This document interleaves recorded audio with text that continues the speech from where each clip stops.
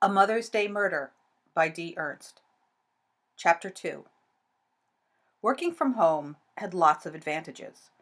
I never had to worry about what to wear, for example, although some days I'd catch a glimpse of myself in the mirror and think that maybe, just maybe, I should rethink my usual uniform of yoga pants and t-shirts. But I needed to be comfortable. I was a freelance editor. I used to be a junior editor in a very well-known publishing house, right down the hallway from Mark's office. It was where we met, fell in love, and worked side by side for years. When Caitlin was born, I took a few years off before returning a few days a week, then back full time. Mark and I dropped Kate off at daycare and took the train to Penn Station together. I always took an earlier train home, got Kate, and began my second and third jobs as wife and mom. It worked quite well for a long time, aside from the part where I was grouchy and exhausted and kept asking March when he was going to start to help around the house. But after Tessa was born, several things happened at once. A larger conglomerate bought out my company, resulting in a huge promotion for Mark and a job elimination for me. Self-publishing started to pick up a little steam, and independent authors needed independent editors to work for them. And finally, Mark leaving forced me to rethink how I was going to support myself. Did I really want to find another New York City job? So I went online and stalked writers' boards and groups, and little by little, I started getting work. Self-pubbed authors had no real money, so I gave all my clients huge breaks on their first few manuscripts. Luckily, I managed to get quite a few good writers wanting my services, and soon they were making enough good money to start paying me good money. That, along with an excellent divorce lawyer, made me feel fairly secure money-wise. When my father died a few years ago, I got an insurance payment that allowed me to buy out Mark's share of the house and pay off most of the mortgage. I had no car payment anymore. Kate's education had been paid for by grants and scholarships, and I even had a savings account in case the roof collapsed or the furnace blew up. Living in an old house made for a long list of possible emergency scenarios. My life was good. I had few complaints. I was even getting a little restless and, dare I say it, bored. The problem was I specialized in mystery novels, cozy thrillers, classic whodunits. My mind was never more entertained than when a dead body showed up. And I was good at finding plot holes, making sure the red herrings weren't too obvious, and tying up all the ends nice and tight. I was an excellent editor, if I do say so myself, because my brain was very good for the little details that made for a first-class mystery. That made my real crime-free life a bit dull. That's probably why, when I got home that morning, I went straight to my computer to Google Lacey Mitchell. Doug and Lacey Mitchell came to Mount Abrams last year, moving into the Dwight house after it sat empty for almost 6 years. There were a string of owners before then, each one doing less and less upkeep until it was a sad, shabby wreck of a place. When we saw the Mitchells putting all sorts of time and money into the house, we were all pretty excited. When the last of the painters and landscapers drove away, and the Dwight house stood at last, gleaming white in the summer sun, we all waited breathlessly for the first of us to see what the interior looked like. We were still waiting. We knew nothing more about the family than we did when they first moved in. Hopefully, that was about to change. There were more Lacey Mitchells than I could have possibly imagined. I narrowed the search to Lacey Mitchell's in New Jersey. Nothing. I tried to remember if anyone had found out where they had moved from when the family moved to town. I texted Shelley. She managed a very busy allergist's office, but I knew she constantly checked her phone. Sure enough, after searching fruitlessly for 15 more minutes, I got a text back. I think Virginia. Good. Lacey Mitchell, Virginia, and bingo. There she was. Lacey Scott Montgomery, of the Fairfax Montgomerys, married Douglas Wade Mitchell on December 24th, 2002. Mr. Mitchell hailed from Austin, Texas, where he was employed as an engineer. Ms. Montgomery recently graduated from Sweetbriar with a degree in public relations. Public relations? Lacey needed to go and get her tuition money back. She'd obviously learned nothing about PR. Then I Googled the Fairfax Montgomerys. Yes, Lacey did have a mother, Millicent Clare Montgomery, née Wilcox. She also had a father, but not anymore. I read the obituary very carefully. Gerald Montgomery had died the previous February. It happened suddenly. He was survived by his daughter Lacey and two grandsons. Wait, why wasn't the wife mentioned? They'd been divorced? I looked around the internet. I was on a mission. No mention of divorce or separation. But I wasn't sure something like that was open information. Last mention of Millicent was the wedding announcement back in 2002. Nothing at all since, not even in the lifestyle section where the comings and goings of the Fairfax elite were carefully documented. Millicent had simply vanished, much like her daughter. There was another little snippet about Gerald in what looked to be an even more local weekly paper. There, nestled among pie contest results and advertisements for John Deere tractors, was a little article about the generous Mr. Montgomery and how he used his family money to better the community by donating to various charities, including the library and Habitat for Humanity. Family money. According to the Fairfax Bulletin, his family money was estimated to be in the neighborhood of $5 million. And without a wife in the picture, could Lacey have inherited the whole bundle?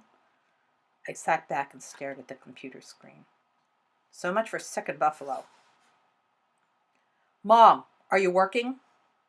Of course, I lied.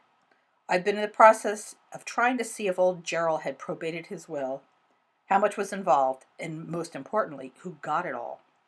I minimized the screen and stared intently at the incredibly tedious, cozy mystery I was supposedly copy editing. What's up?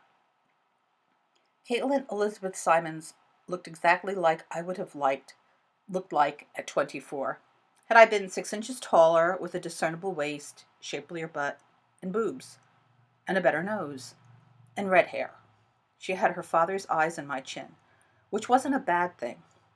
She was a very pretty girl with a smoking hot body and a potty mouth that could put a longshoreman to shame.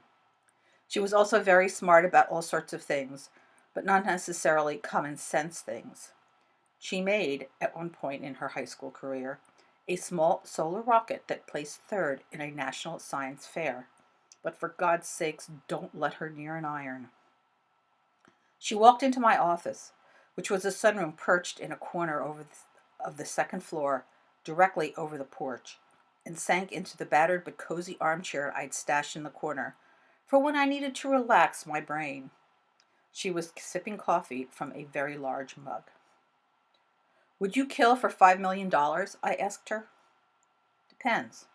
Why? Did Grandma strike it rich? No. I swiveled in my office chair away from my computer to face her. You'd kill Grandma? Of course not. Who has $5 million? Lacey Mitchell. Her father died recently and may have left her a bundle. Is there anyone in our family to leave us a bundle? She asked. I shook my head. Nope. Oh, so we're going to kill Lacey Mitchell? I shook my head again. Nope. She sighed. Why do you start these conversations? You came up here, remember? I repeat, what's up? I applied for a fellowship in French comparative literature. They want me to go out for an interview. I think my jaw dropped open. I never imagined she'd find anything that was even remotely related to her chosen field of study. But wait, would she get paid for something like that? Oh, Kate, that's amazing. Oh, I'm so happy for you. When? The first week in June. Where? Catholic University. I made a face. Well, you know how I feel about being Catholic, but if you're willing to and if they are willing to take you anyway, that's just great. Where is that? DC? Lyon. I stopped being excited. Lyon as in France? She nodded. Oh, I said. My office has floor-to-ceiling windows on three sides, and long gauzy curtains diffused most of the light, but I swear the world got a little bit darker there for a second. You're going to France? They hate us in France, and it's so expensive there. Finding a place to live is going to be impossible. Don't you watch House Hunters International? First of all, the French do not hate us, and I've been saving money like crazy. You know that. I haven't bought so much as a pair of shoes in 3 years. I've got lots of money in the bank. I took a deep breath. Oh, my dear sweet girl. She was a waitress. I mean, she only worked 3 nights a week. I mean, really, how much could she have saved? I stood up, stretched, then gazed out the window. Exactly how much have you got in that little nest egg of yours? $18,000. I spun around to gape at her. What? She looked at me patiently. Mom, I've been working for 7 years. Since high school. But part-time. Still. She waited. I knew what she was thinking. During her junior year of high school, when she should have been out traveling around to all the out-of-state colleges she was determined to get into, Mark left. I was a mess. So was she, but for different reasons. She saw the writing on the wall just as clearly as I did. That was the summer she started working at Pierre's, and that was the summer she told me she could get just as good an education at Rutgers and live at home to save money, keep her part-time job, and help out with Tessa. So she'd commuted through a 4-year BA, then a 2-year master's program. She was done. I was no longer a quivering mass of depression and anger. Tessa was a serene and oddly mature child. Kate didn't need to be here anymore. Honey, they'll be lucky to have you. What an amazing opportunity. And you'll be able to live like a queen. Who knew? She flew out of her chair and into my arms, picking me up and hugging me tightly. Oh, thank you, Mom. I was so afraid you'd freak out. There were tears in my eyes. I am freaking out. I will miss you terribly, but you deserve this. She was crying too. Yeah, I think so. So which of us tells Tessa? Tessa only worshipped her older sister with a devotion formerly found in ancient apostles. I shook my head. Not me. This is your dance. You pay the piper. She grinned. Okay, I'll buy her pizza first. I wiped the tears off my face. My little baby, all grown up at last and going off on her own. And as much as she was often a huge pain in my butt, I knew I'd have to do a lot of emotional adjusting. She'll want your room, you know. Kate went back to sit down, resuming her coffee sipping. Well, she can't have it. Not yet. Now, who is this Lacey Mitchell person? And why do you think someone killed her for $5 million? Kate's announcement distracted me from work and Lacey Mitchell. We went out to lunch, stopped at the bank to take her passport out of the safety deposit box, and had our toes done. All that girlish bonding did little to make me feel any happier about the fact that my child, my firstborn baby, was going across the ocean to live in a strange country where even though she knew the language and loved the culture, she would be a complete outsider, alone, without her mother's advice and support. Mom, you know I rarely take your advice now, she reminded me after I expressed my concern. I know, but I can give it to you. I can actually see you smile and nod. How can I do that when you're in France? Skype?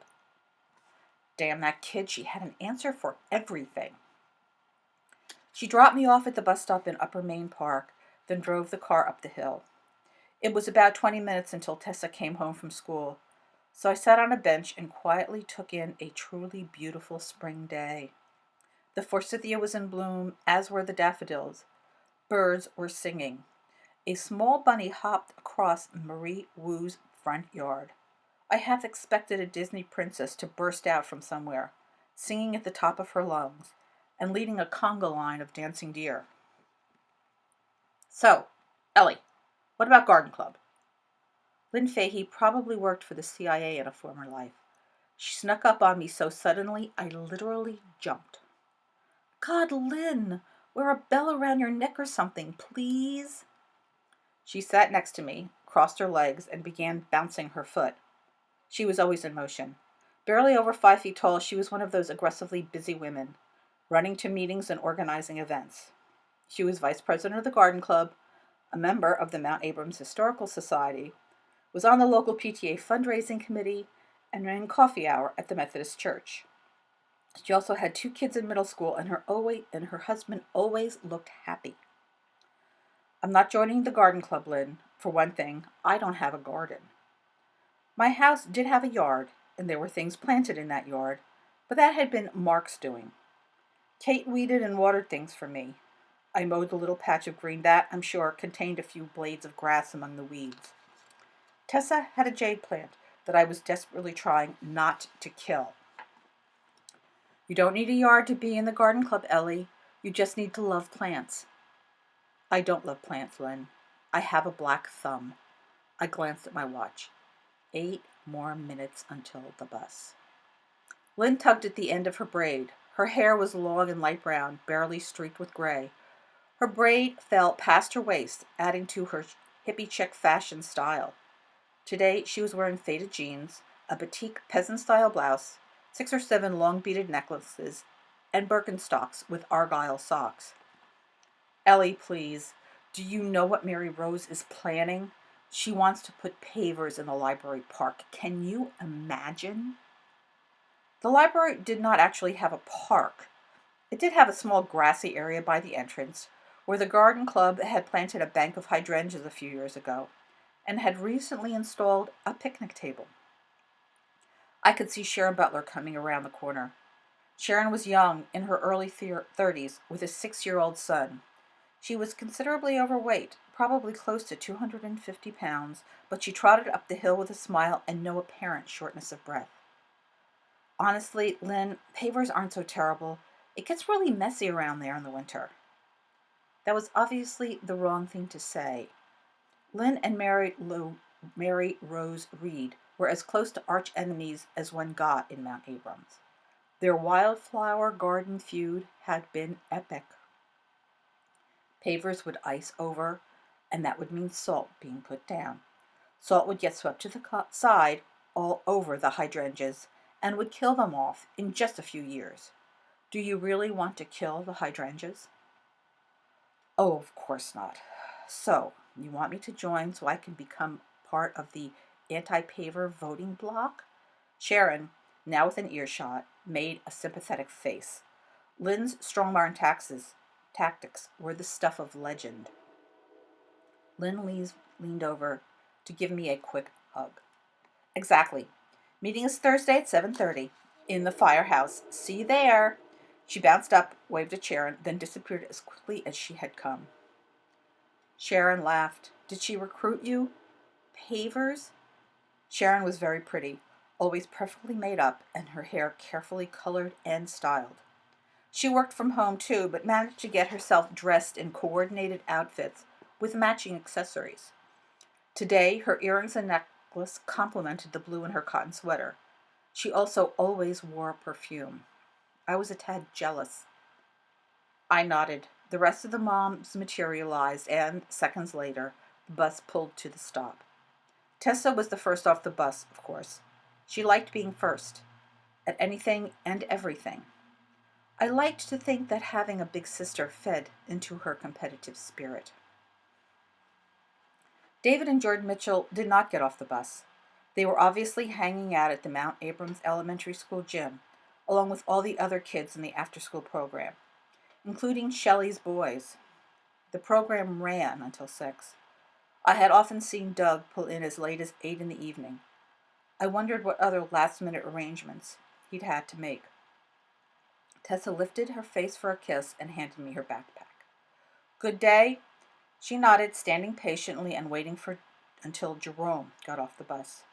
Jerome's mom, Jessica, dropped him off every morning, and Tessa and I walked him to Bev Sutter's house every afternoon, who watched him until Jessica picked him up after she got off work. There were a fair number of stay-at-home moms in Mount Abrams, but living barely 30 miles west of New York City made for a fairly high cost of living, and most families had both parents working. Maggie came tearing down the hill just as Sarah hopped off the bus. Ellie, hold on a second, she said. I motioned Tessa and Jerome up the hill, and Sarah fell in behind them. "What?" I asked. Maggie glanced around, smiled briefly as the rest of the moms drifted away, and leaned towards me. "Did you know that the Mitchell house is for sale?" I stopped and stared. "For sale? Since when?" "Since yesterday," Viv told me. Vivian Brewster was a local real estate agent. Just about every house bought or sold in Mount Abrams was handed out at her office. She and Maggie, I knew, were not just neighbors, but good friends. "Yesterday? Are you sure?" Maggie nodded. "Yes, but get this. She told Doug she needed Lacey's signature on the contract, but he told her that he had been given power of attorney. He showed her paperwork, and there's no mortgage. Everything was paid off a few months ago." "When her father died," I muttered. "Whose father?" Maggie asked. "Lacey's. Her father died in February and left a lot of money behind, $5 million. Maggie stopped and stared at me. "Her father died? You mean the ones who supposedly sick in Buffalo?" "Yes," I said. "Why would Doug lie?" I shrugged. "I don't know. Lacey's mom still has a phone listing in Virginia, and when I called it, I got an answering machine." We had started walking again, and Maggie poked me in the ribs with her elbow. "You actually called her? What for?" "I don't know. I guess I wanted to see where she was. She dropped out of sight right after Doug and Lacey's wedding." "Maybe she's in Buffalo?" I shook my head, not convinced. "There's something really odd here, and I think we need to find out what it is." I had stopped eating real food about 5 months ago. Let me take that back. I stopped eating food that tasted good and satisfied my various salt, sweet, spicy urges 5 months ago. Now I only ate stuff that was good for me, which is why I did not go out with Tessa and Kate for pizza, although I was sure Kate would have appreciated the moral support.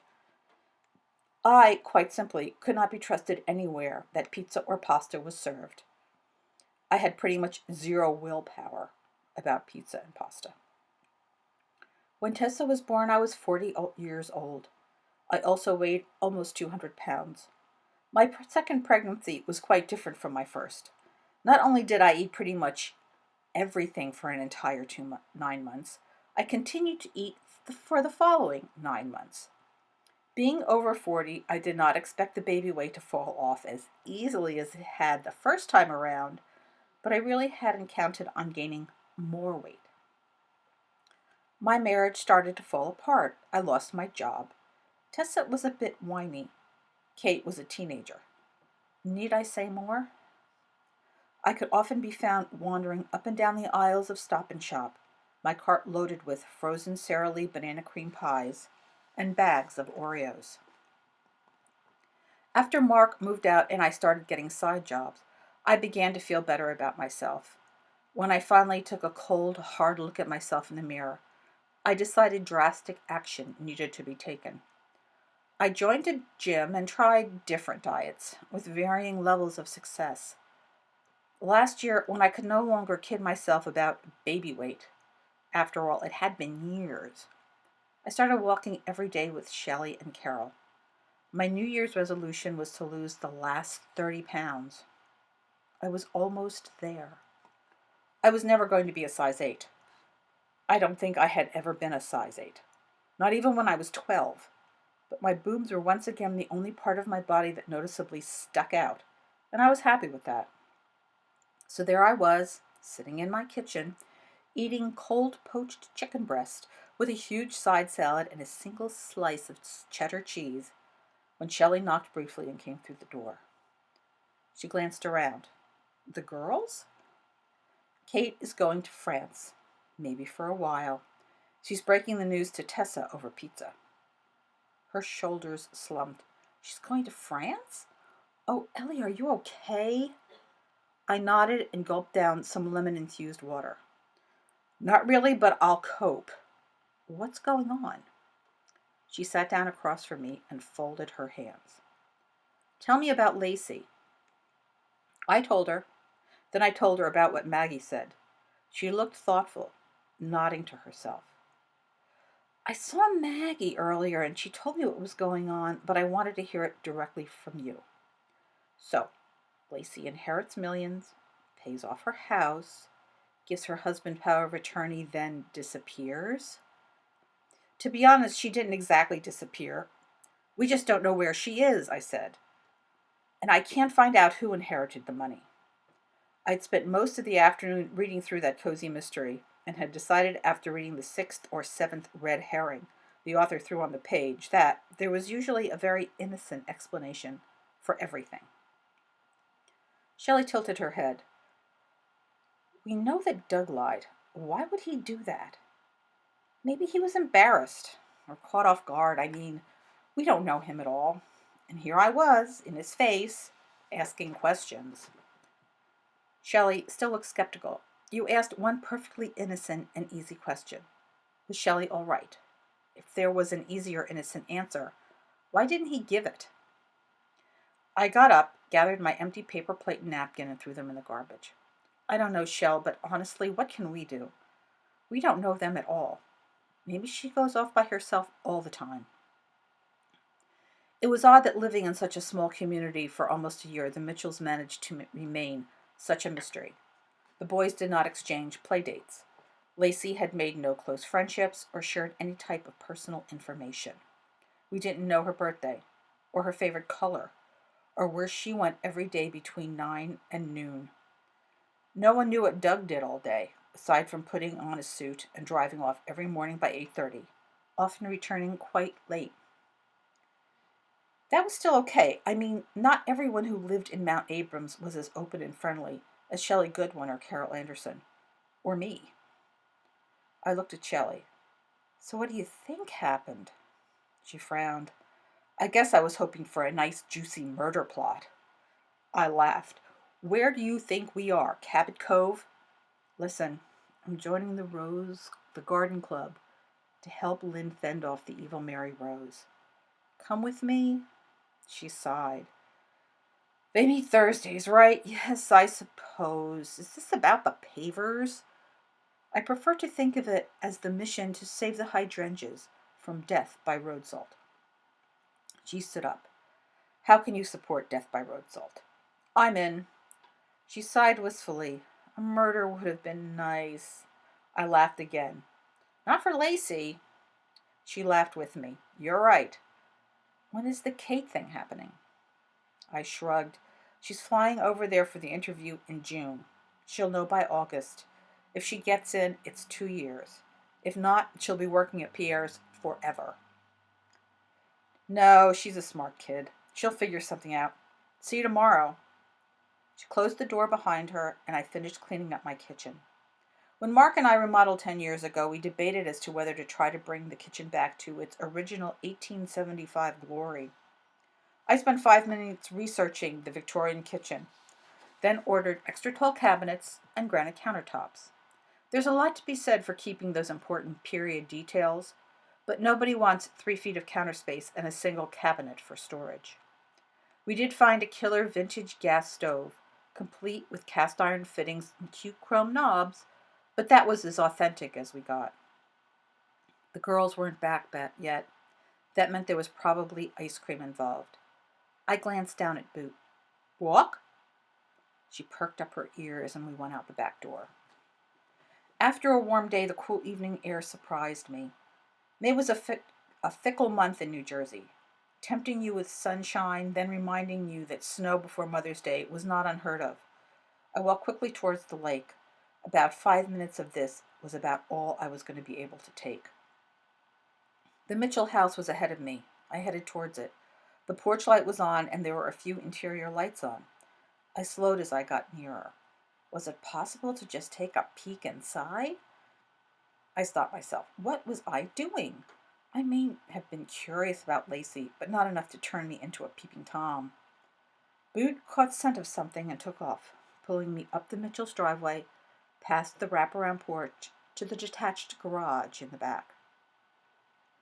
The garage had been built later, of course, probably in the 40s, and it had two doors that still opened manually, just like my garage. One of the doors was standing open, and I could see Doug's Camry parked between the rakes hung on the interior wall and a row of garbage cans. Boot was headed straight for Doug's car until a small, dark shape appeared out of nowhere and shot past us. Boot reversed suddenly, spinning me around and practically pulling my arm off. As I turned, I got a glimpse of the garage interior. Something struck me as odd. I jerked at Boot's leash and moved closer. I glanced at the house. The last thing I needed was Doug coming out and finding me prowling through his garbage cans and gardening tools. I skirted the Camry and stopped. There was a big nothing where Lacey's Suburban should have been. Doug said he'd driven her to the train. I backed out slowly and turned again to look at the house.